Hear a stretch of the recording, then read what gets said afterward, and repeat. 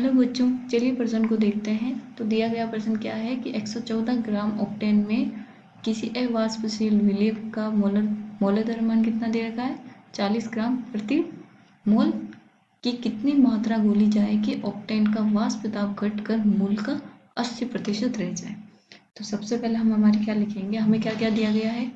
Octane की हमें मात्रा दी गई है 114 ग्राम है और अवाष्पशील विलेय ही मिलाया गया है, तो उसका जो हमें मोलर द्रव्यमान दे दिया है। ठीक है, तो कितनी मात्रा घोली जाए तो निकालनी क्या है हमें, उसकी मात्रा कि ऑक्टेन का वाष्प दाब जो है हमारा घटकर कितना हो जाए, मोल का 80%।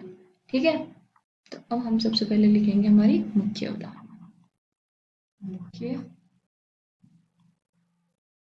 अवधारणा तो वो क्या हो जाएगी हमारी, वाष्प दाब में अपेक्षिक अवनमन। ठीक है, तो यह क्या होता है, वाष्प दाब में किसी भी अगर शुद्ध विलायक में जैसे ऑक्टेन में अगर किसी अवाष्पशील विलेय को मिला दिया जाए तो उसके वाष्प दाब में क्या आएगी, कमी। तो उसी कमी को क्या बोल देते हैं हम, अवनमन। तो अब आते हैं हमारे क्वेश्चन पे। तो हमें क्या दिया गया है, ऑक्टेन। ऑक्टेन तो ऑक्टेन होता क्या है, पहले संरचना लिख लेते हैं। तो CH3 CH2 CH2 CH2 CH2 CH2 1 2 3 4 5 6 7 ये 8। तो इसका जो हो जाएगा अणुभार क्या हो जाएगा, अणुभार क्या हो जाएगा, C कितने हैं हमारे पास 8। इसका मोलर द्रव्यमान कितना होता है कार्बन का 12 प्लस हाइड्रोजन कितने हैं हमारे 18, मोलर द्रव्यमान इसका 1, ये हो जाएगा हमारे पास 114। ठीक है, ग्राम प्रति मोल। तो अब हमारे पास निकालने हैं ऑक्टेन के मोल, निकाल लेते हैं यहीं पे। तो मोल क्या हो जाएंगे इसके, 114 दिया गया मात्रा बटा मोलर द्रव्यमान। तो इसके कितने मोल आ जाएंगे हमारे पास ऑक्टेन के, 1 मोल। ठीक है,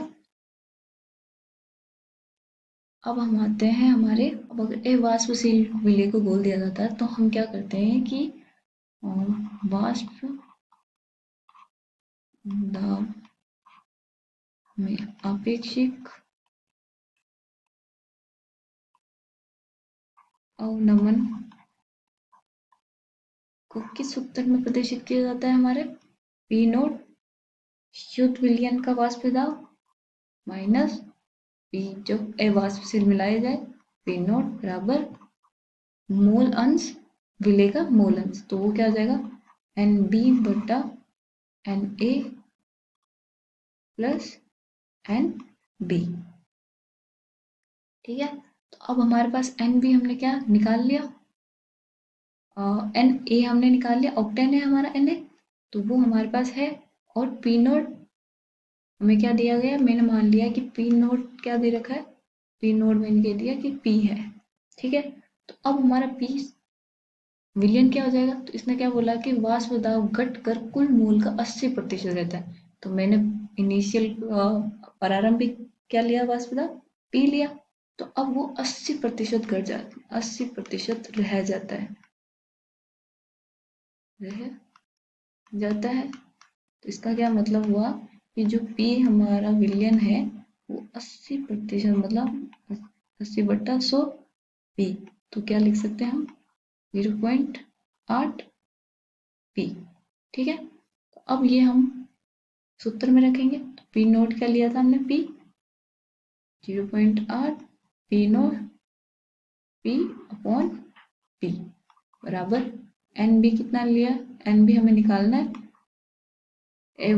ये क्या है हमारा अवाष्पशील विलेय प्लस एन बी प्लस 1 हमारे ऑक्टेन के मोल। तो यहाँ से हम क्या करेंगे, एन बी का मान निकालेंगे।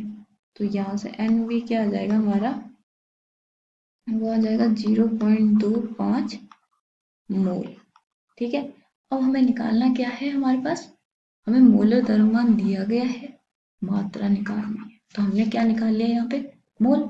तो मोल क्या होता है, मोल का सूत्र क्या होता है, दी गई मात्रा बटा मोलर द्रव्यमान। ठीक है, तो मोल हमारे पास है 0.25, मात्रा निकालनी है, मोलर द्रव्यमान कितना दे रखा है हमें, 40। यहाँ लिखते हैं हमने 40। मेरे पास मात्रा क्या आएगी, वो हो जाएगी मेरे पास 10 ग्राम। ठीक है, आशा करती हूँ आपको समझ में आया होगा। धन्यवाद।